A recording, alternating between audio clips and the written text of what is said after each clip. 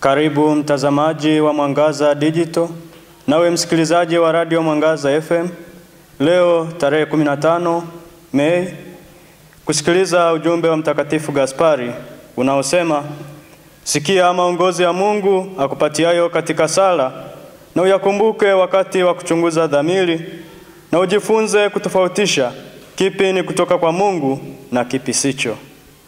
Sikia maongozi ya Mungu akupatiayo katika sala, na uyakumbuke wakati wa kuchunguza dhamiri, na ujifunze kutofautisha ni kipi kutoka kwa Mungu, kipi sicho. Mtakatifu Gaspari katika ujumbe huu anatuambia kwamba ni muhimu kujifunza kutofautisha kati ya kile kinachotoka kwa Mungu na kile kisichotoka kwake. Hii inahitaji ufahamu wa kiroho unaopatikana katika sala, tafakari na kusoma neno la Mungu. Mtakatifu Gaspari anaposema sikia maongozi ya Mungu akupatiayo katika sala, anatukumbusha kujifunza kusikiliza sauti ya Mungu itokayo ndani mwetu tunaposali kwa uchaji, kuzielekeza roho zetu kwa Mungu wetu. Anatukumbusha kuwa kusali si tu kusema maneno yatokayo kinywani, bali yale yanayotoka moyoni, kwa kuandaa mioyo yetu kumsikiliza Mungu kile anachotuambia katika sala. Mtakatifu Gaspari pia anatukumbusha kumpa Mungu nafasi ya kuzungumza nasi pale tuombapo msaada wake kwa njia ya ukimya na tafakari, ili ajibu sala zetu na kutupatia maongozi yake yatakayoongoza maisha yetu.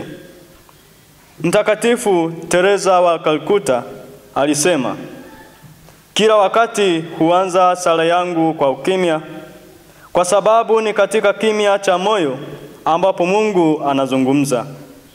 Mungu ni rafiki wa kimya. Tunahitaji kumsikiliza Mungu kwa sababu si kile tunachosema, bali anachosema kwetu na kupitia kwetu ndicho muhimu. Baada ya kusikiliza maongozi ya Mungu, tuyatumie katika kuchunguza dhamiri zetu pale tunapotaka kuchagua tutende kwa namna gani au kwa akina nani.